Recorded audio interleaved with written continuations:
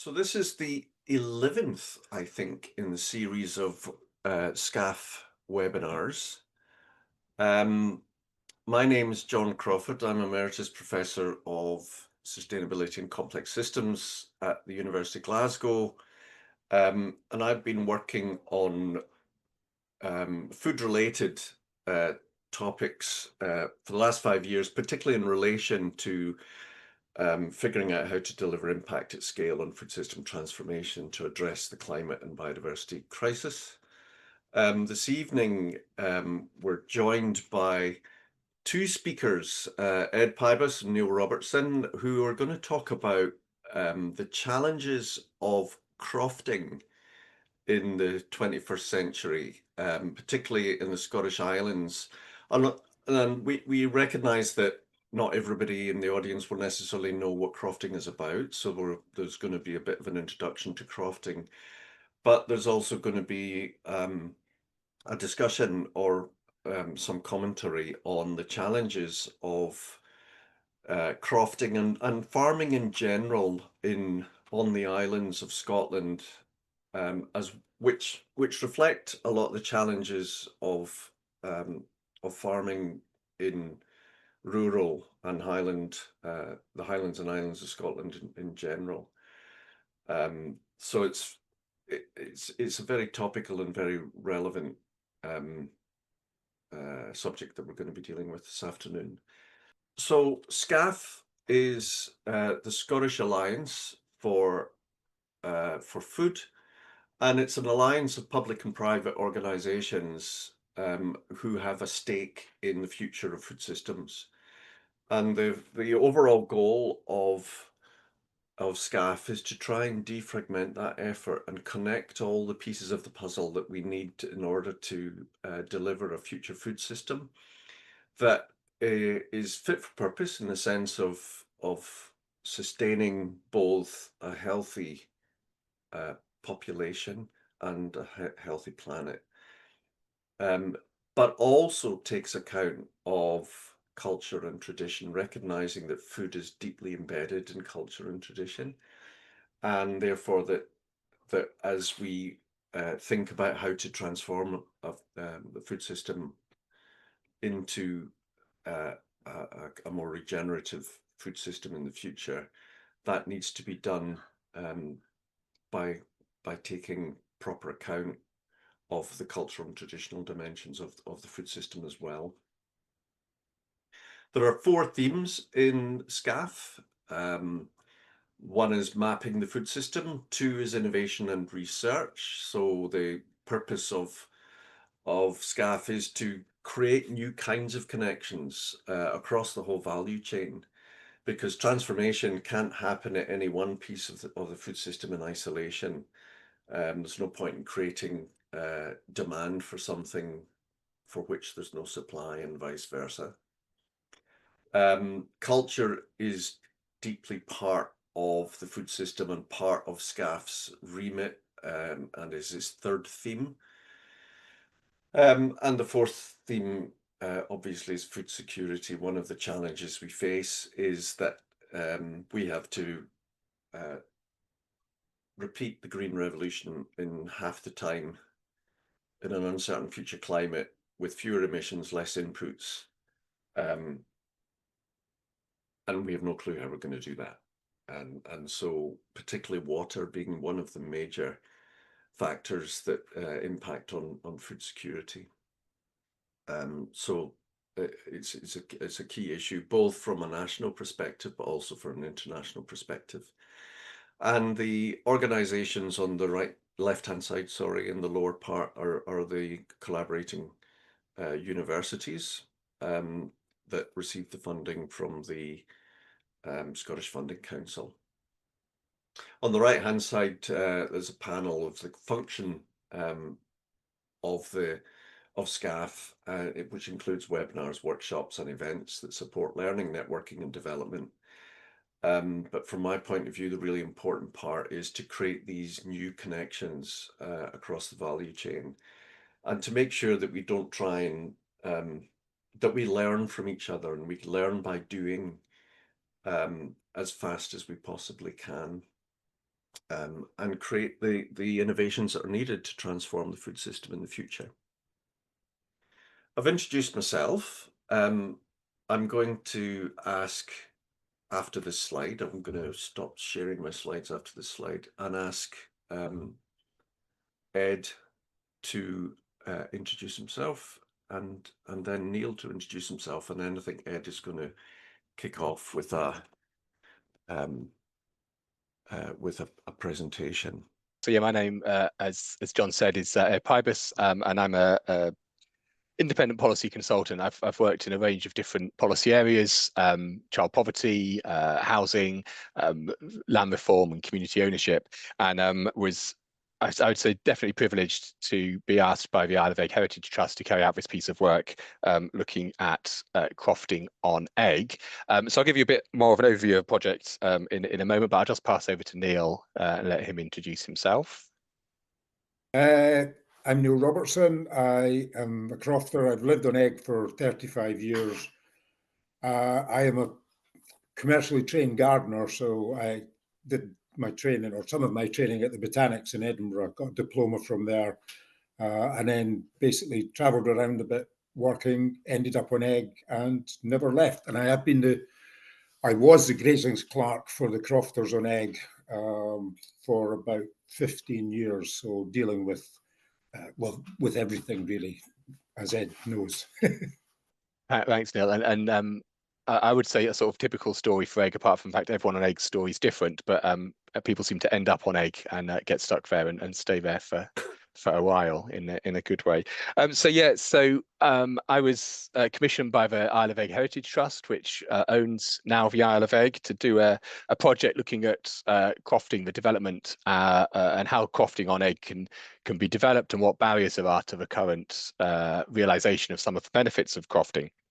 So the project was very much for and with the community. So the report we've produced, which I think if you haven't seen it, Laura will circulate that after the event, very much goes into quite a lot of detail looking at what is happening on egg at the moment, and where there's how we can look to the future as to what comes next. And the sort of outputs from the project, the recommendations are very much focused on the Isle of Eigg, but through doing the project, it became quite clear that egg is a useful lens to look at some of these wider issues across Scotland, particularly the north and west of Scotland and the crofting communities.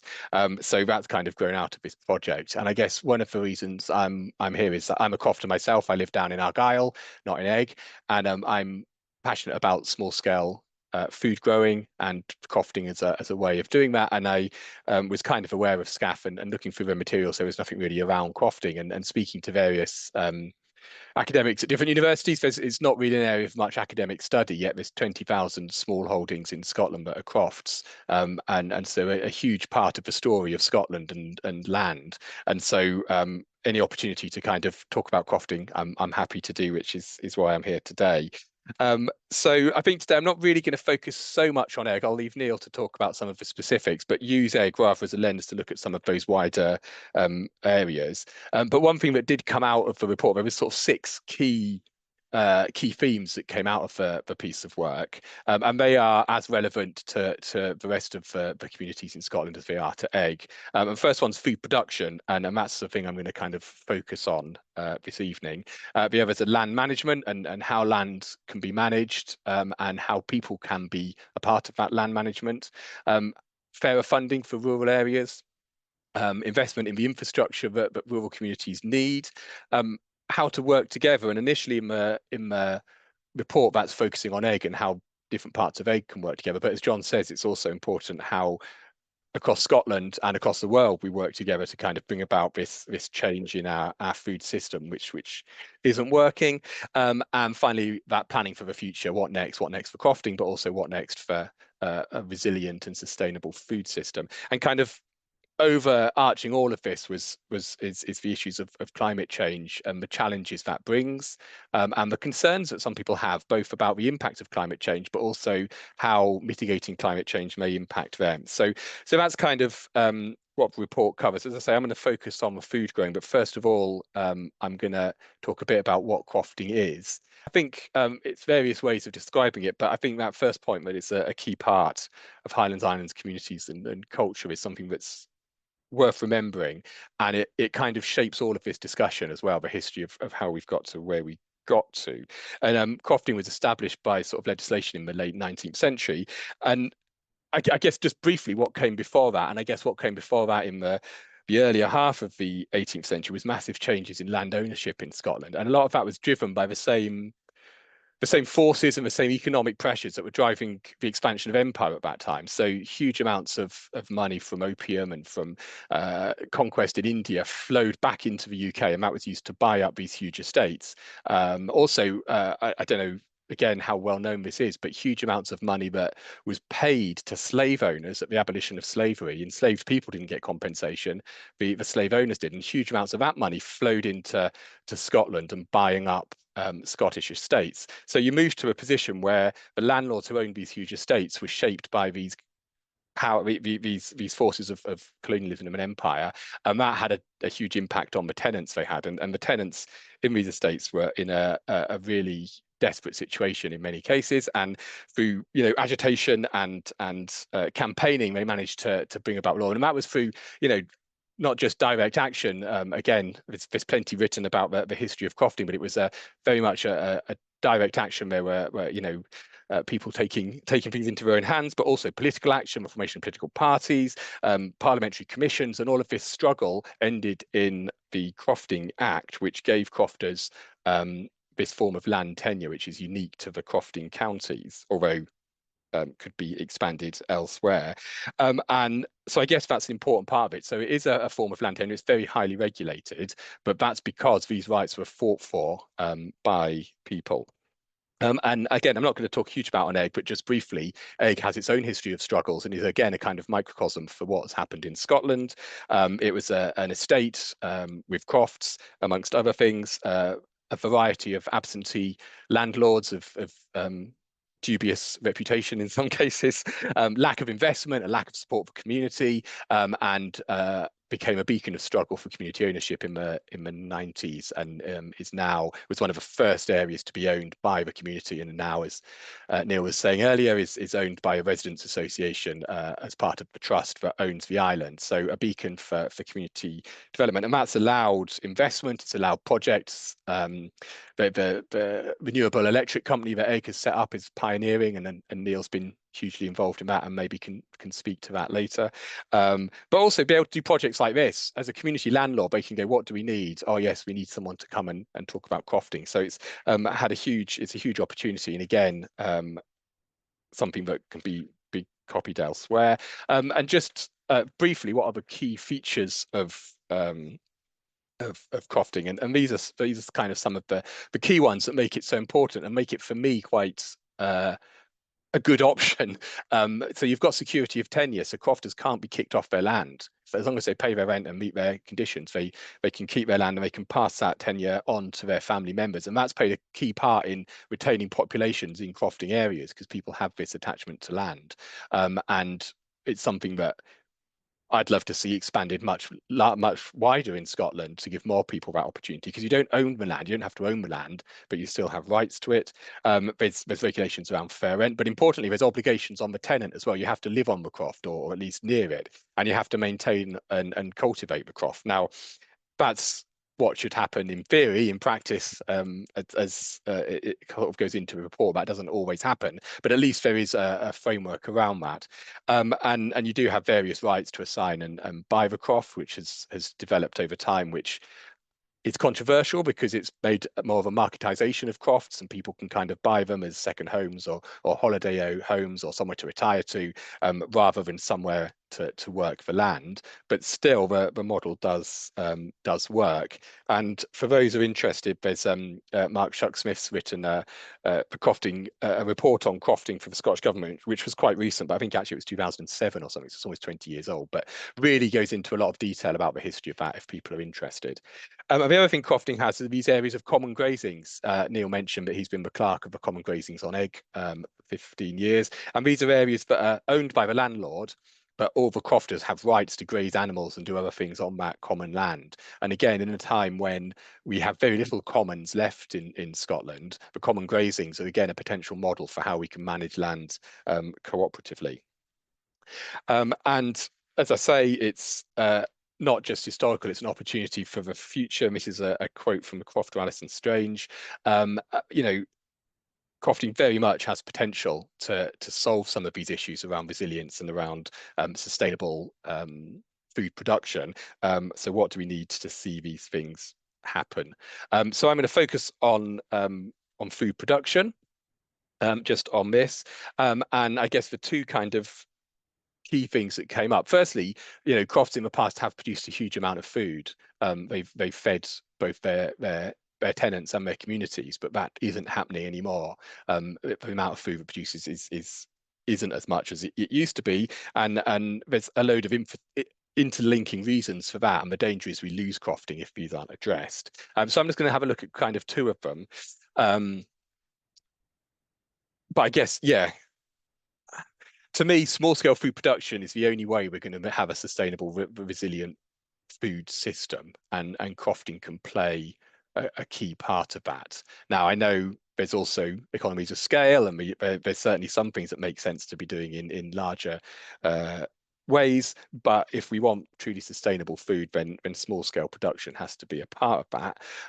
So why is food production relatively limited in crofting areas?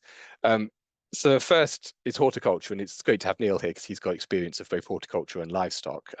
But barriers to horticulture, and one of the kind of key ones is funding.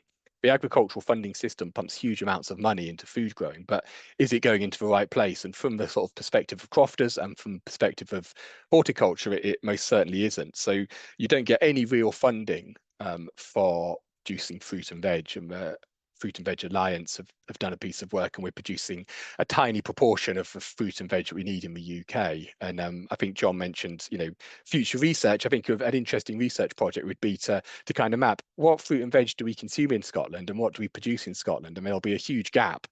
How can we fill that gap? And one of the problems is funding. So even some of the examples of successful businesses that on the face of it are working really well are kind of always teetering on the edge because there isn't that funding available that goes to livestock or goes to huge, large-scale farms. Small-scale horticulture doesn't get any of that funding.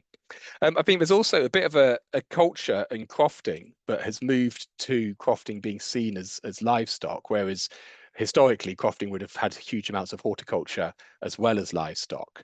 So there is some work to be done within the crofting community to have those discussions, and that's happening across, you know, from Lewis and Sutherland and down in Argyll, as well as Eigg. Those discussions are happening, and so we need to start seeing crofting as a viable way of producing it. But I think the main issue is Scotland's food system, and as people point out, when you can go to Aldi and buy potatoes so cheaply, or expect to have you know, fresh peppers on the shelves in all year round, you can't do that in Scotland. So Scotland's food system is set up in such a way that we're not able to get the produce that we do grow in Scotland into our supermarkets at a fair price, and we've got a system that supplies stuff in a highly unsustainable way. So there's a lot that can be done on Eigg. There's a lot that crofters can do. There's a lot that we can do in the crofting communities, but we really do need to change Scotland's food system because it isn't resilient and it isn't sustainable. And I don't know if any of you, I don't know where everyone is based, but if you're aware of the Co-op cyber attack that happened. Now, if you live in Edinburgh, that might mean that the shop at the bottom of your street was shut, but you'd always pop round to Tesco's. But in vast swathes of the Highlands and Islands of Scotland, the Co-op is the only supermarket, and people went days, even weeks, without access to fresh food because the system is so unresilient. There's no backup, whereas these areas could be producing that food. So we need system change as well as all the other things. I realise I've probably gone on for on, so I'll quickly skip through the rest of it. As I say, crofting is kind of synonymous in some ways with sort of livestock, small scale livestock, and there is funding for that. So you can get some ongoing payments to support livestock, not much and not enough, but there at least is some. But the problem is it's small scale slaughter. You can't get to the abattoirs. The abattoirs in Scotland have been consolidated, and from Eigg, the nearest slaughterhouses on Mull, 2 ferry rides and several days journey away, and those that transport and those logistics means it's pretty much unviable for small scale producers. And Neil perhaps again can speak to this. And if you are producing animals, you basically have to sell them as beasts, but you don't get any premium because they might be organic or well looked after, because they're just sold into the food chain, because it's impossible to get the meat back to the producers to sell it directly to consumers, because again, you've got to get meat all the way from mole back to egg, and it's just not viable. So what we really need is a change in the way we deal with small scale slaughter, and that probably means changes in the legislation, as well as changes in the funding. But at the moment, if we carry on the way we're going, I think it's not unfair to say that we will lose small scale livestock holdings in large swathes of Scotland. And the crofts that are most successful, that are doing this really well, are the ones that happen to be close to, or relatively close to, one of the slaughterhouses. So there's a few crofts that are within a 90-minute journey of Dingwall slaughterhouse, so they can take their animals there, get them sorted, take the meat back and sell it directly to consumers and get that added value.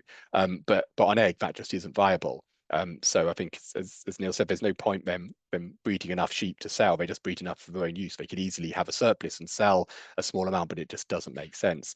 And one first step would be for box schemes to be run by small abattoirs, where they can send out the meat directly to a crofter's customer, which used to happen but doesn't anymore. So again, if we're looking at areas for more research, some real research to understand. The problem with the research that's been done so far into abattoirs has been the question of, are small scale abattoirs financially viable? And the answer always comes back no, largely because the large abattoirs feed into these studies. But instead, we need to flip that question on its head and say, how can we provide small scale animal slaughter to these communities across the north and west of Scotland, but allow it to be viable?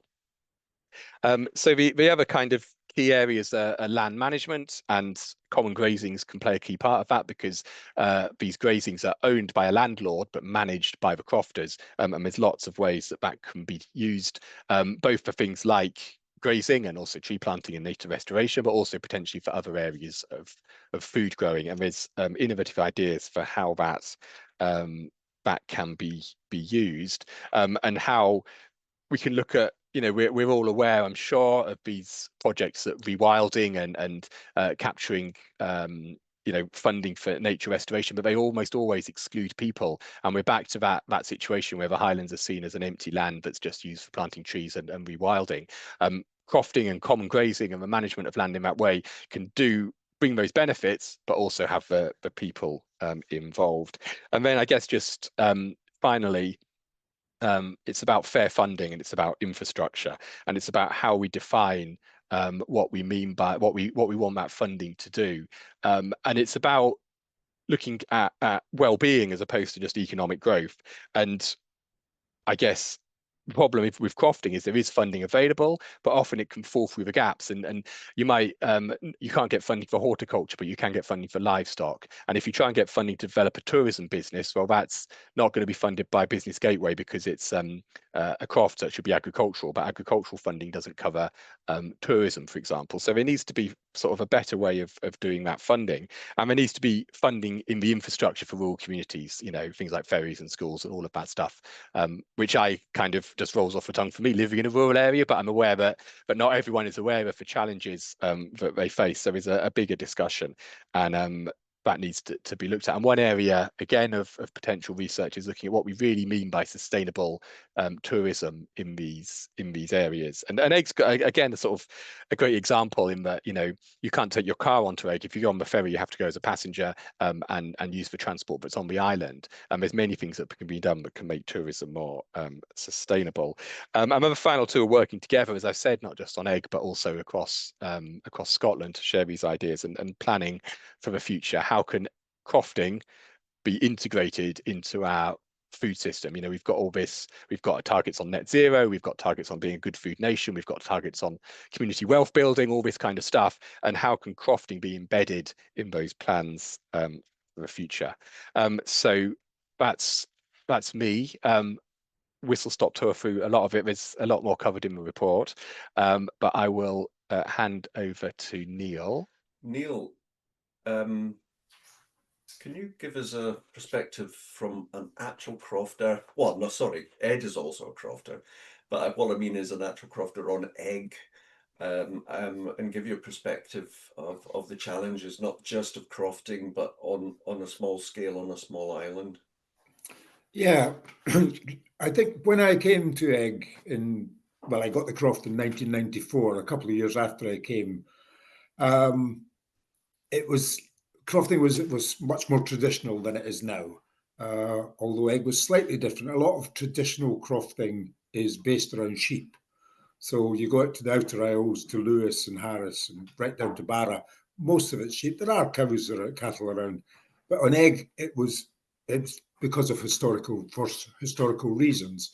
It was cattle that people had, and most crofts had a small number. The thing that Ed probably didn't say about crofting is it's a very communal activity. I mean, you've got the common grazing, which obviously makes it communal, but people pooled their resources, so cattle handling facilities, just the labour involved in it was all pooled to the greater good, really.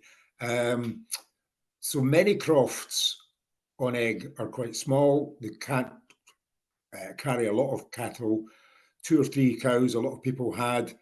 We would run them all as one herd. We would hire in a bull communally, one bull between everybody. Split the bills. When the cows were going away, we all shared the same lorry. They went to the same sale. Now that has pros and cons, but the finances were always dubious. The markets can go up and down anyway.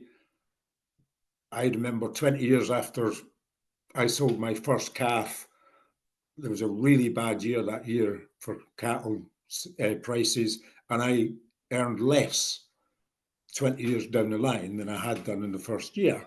That was a one-off, but it shows you how erratic it can all be.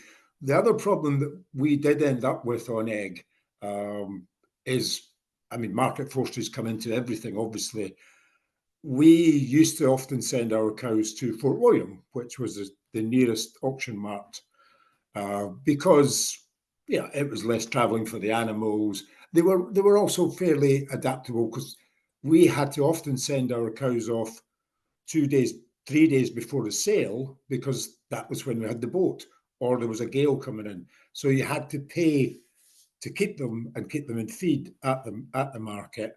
And then on the day of the sale, what could happen is if prices were really low, local people would take their cattle back home.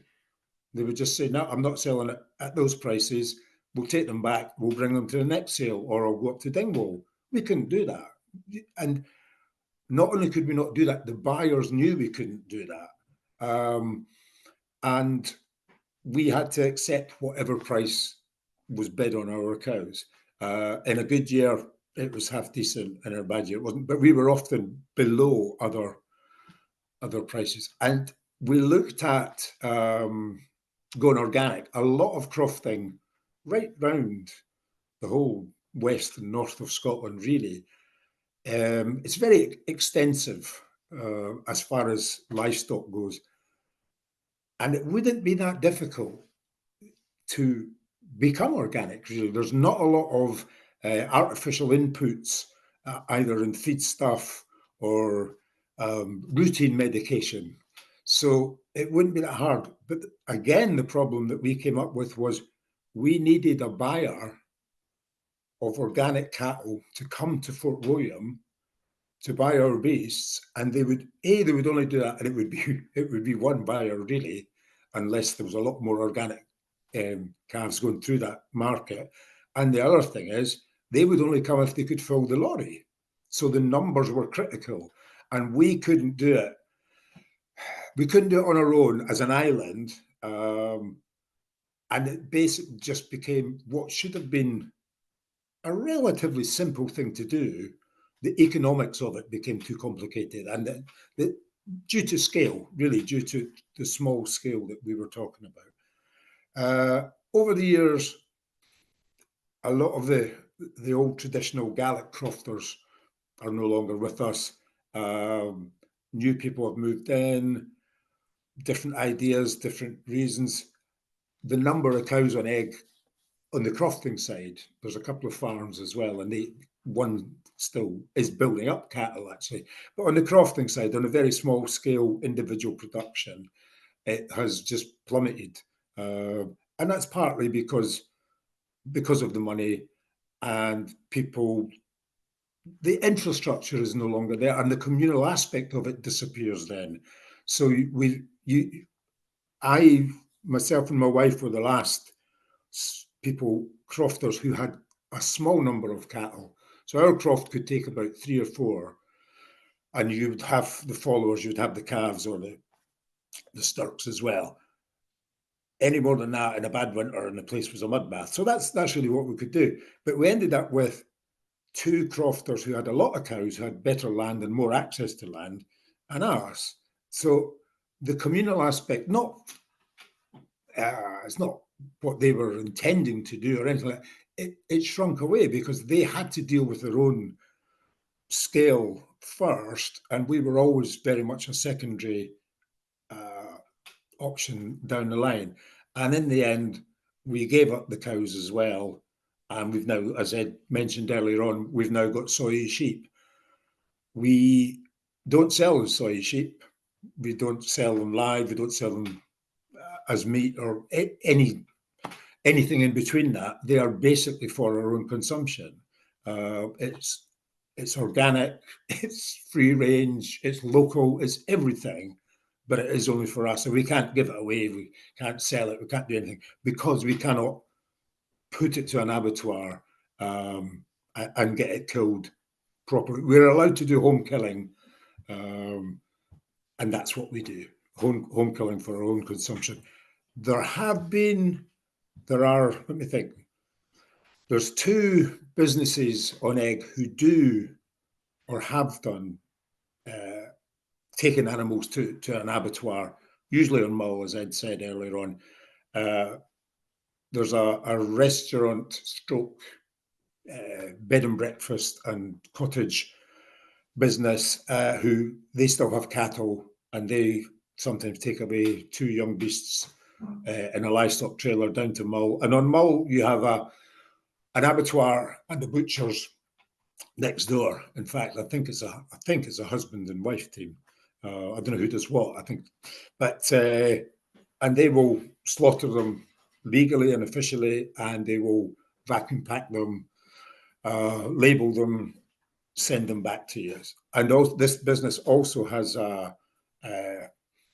it runs part of the shop on egg as well, so they can sell it through the shop. They can sell it at the meals in the restaurant. Excuse me. So you've got that added value. It's not organic, but it's locally produced. It's grass fed. All these things that sell stuff. There's another person who has a yacht charter business, and she has Shetland sheep. She used to take some of them down to mull and get the same idea, get them vacuum packed for cooking during the charters on the yachts. I mean, she could be going to Iceland, Norway, around the UK, whatever. She stopped doing that basically because of the animal welfare. She felt there was an animal welfare problem with transporting her animals who had never been off egg, putting them in, had never been in a livestock trailer before, putting them in that, trundling them, miles and miles and miles down the road, 2 ferries, overnights, the whole thing. So she now does actually utilize the wool from them because being Shetland sheep, they have very good wool, but she does no longer use them for meat. So, and the animal welfare stuff for us as well with the cattle was one of the reasons we gave it up. It was becoming more and more difficult. Just the whole market principles and to produce something locally and then have to send it ridiculous lengths away is wrong. And we have looked into some of you who are maybe old enough might remember Winnie Ewing. She came to Egg years and years and years ago when she was still an MEP, and it was when they were bringing in the new legislation about abattoirs, so it all had to be stainless steel. You had to have vets on hand. So all the small ones were closing. It wasn't economically viable for them, and everybody was blaming the EU, and I had a go at her about that. And she explained to me that actually in countries such as France and Italy and Spain, in very rural areas, the governments would ask for a derogation. And she said it was looked at, and if the reason for that derogation was agreed to be valid, then they would get that. They would say, yes, you can keep small ones open, or you can. And in France, they do have or have had mobile abattoirs.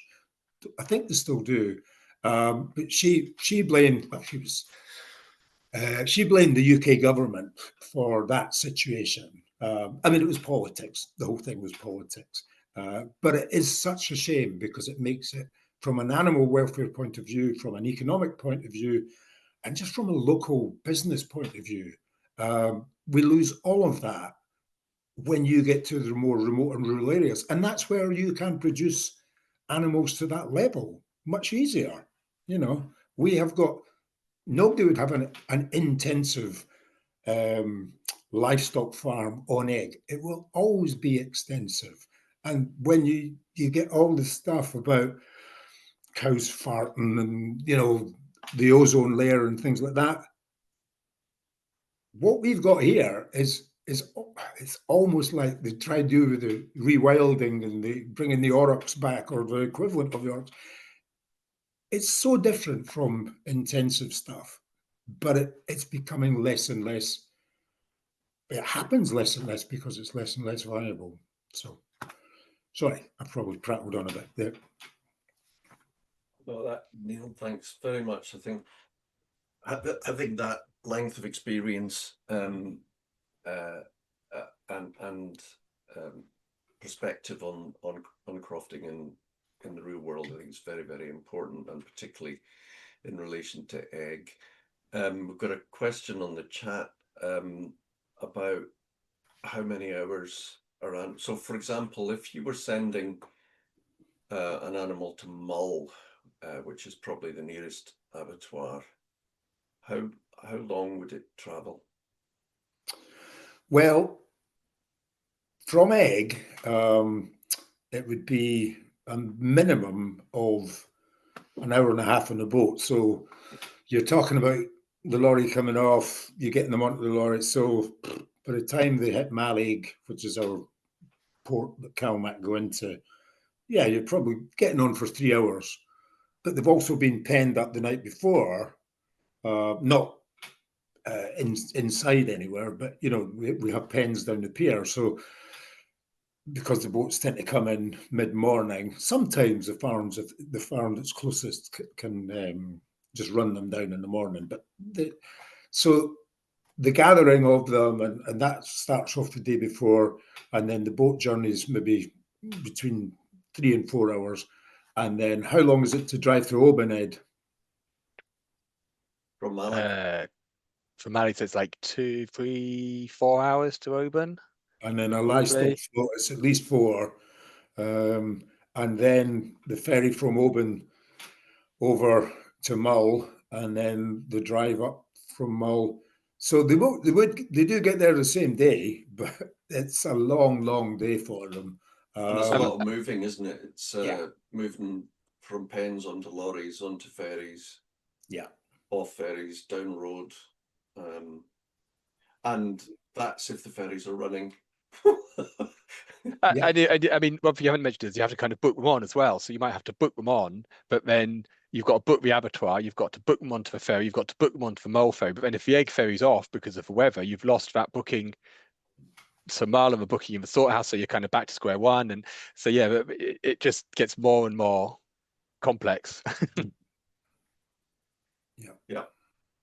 I think the point you made at the end there, Neil, about the kind of sort of rewilding and how, yeah, what happens almost by default in many of these crofting areas, egg as an example, but many of others, is it's very low intensity grazing with very few inputs because it costs so much to bring the inputs on.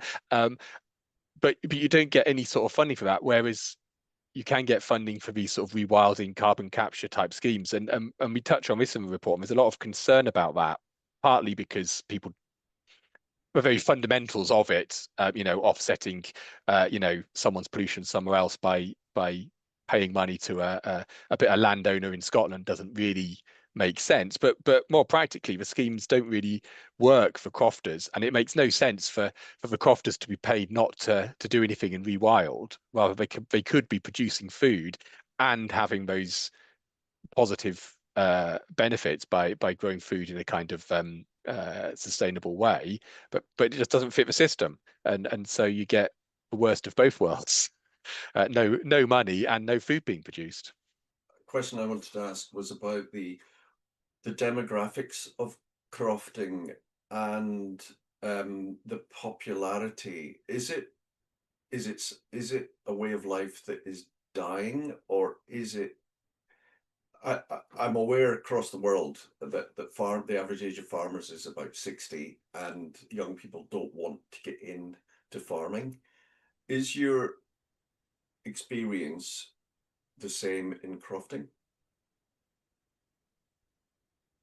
So anecdotally, I think it is an aging crofting population on Eigg, and in many areas, and there's some of the problems with that are because the land and the house are kind of together. People obviously don't want to leave their home, but maybe can't manage all of that land. So how and one of the key things in the report is that there needs to be better advice to people, because so that people can plan for succession. There's a huge amount of young people who want to get into crofting, but there aren't the crofts available. So there's I see Lucy's here, who's also involved as a crofter on Eigg and involved with the trust, and there is a list of people wanting crofts. It's just there aren't any available, and that's true across Scotland. Now there is a bit of the qualification with that is are people aware of what they're taking themselves on for? Do they want to croft, or do they just want a nice house in the country? But I think on Eigg in particular, people want to get involved. And then there are families who have children, but who would like to carry on the croft, but it just doesn't seem viable. So as Neil's saying, they may have been brought up with the livestock and it being just about a viable business, but they're looking at it and going, I can spend 50 years crofting and I can't even break even on my livestock, and because of all these challenges, is it really a viable option? So we need to, and part of the I hope outcome from this report is it does paint a picture of a possible future where crofting is a viable business. Now, it's never going to make anyone a fortune, and almost everyone who crofts has income from other places as well, but there is a demand for it, but it has to be, people have to see it as a financially viable future. But that was my kind of feel for it. I don't know if Neil or even Lucy have anything to add on that. Well, the only thing I would say, we've really talked mainly about livestock, and a few years ago, I can't remember who ran it, but there was a course I was part of called Train the Trainer, which took place in Inverness. I think it was a thing called Nourish. And it was basically trying to get people trained up who could go out into farms and into crofts and train people how to grow crops again. So I was a sort of token crofter on that. It was good. But I was talking to people from Skye and places like that, and there was one guy there who he had polytunnels and he grew really high class food for local high class hotels. And he really knew what he was doing as well. So he had it is very niche because of where we live. Somebody asked in the chat about the agri-food for tourism in the Highlands, which was what made me really think about this.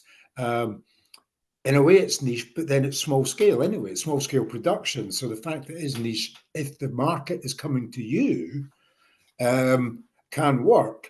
And at the moment, the Highlands, the infrastructure creaks every summer because of tourism. It can just about cope, much less so in the winter. Some places, Inverness gets things in the winter and that. But when you come to the islands, if we see somebody in winter walking along that you don't recognise the profile of, you know, everybody's asking who they are and where they're staying. You know, it can be as small scale as that. But I remember speaking to people who had found these niches and filled them, and you had to love what you were doing, and they did make money. They didn't make a fortune, but it allowed them to stay in an area, a beautiful area that they loved, and provide a service and grow things, which is what they were passionate about as well. So the agri-food tourism is potentially, I think, very big. We should not be importing things that we can do well into the Highlands to feed tourists. We should be growing them, and summer is when we grow them. So the tourists come in summer. Summer is when your crops, be it polytunnels, be it whatever, and we should be certainly looking more into that.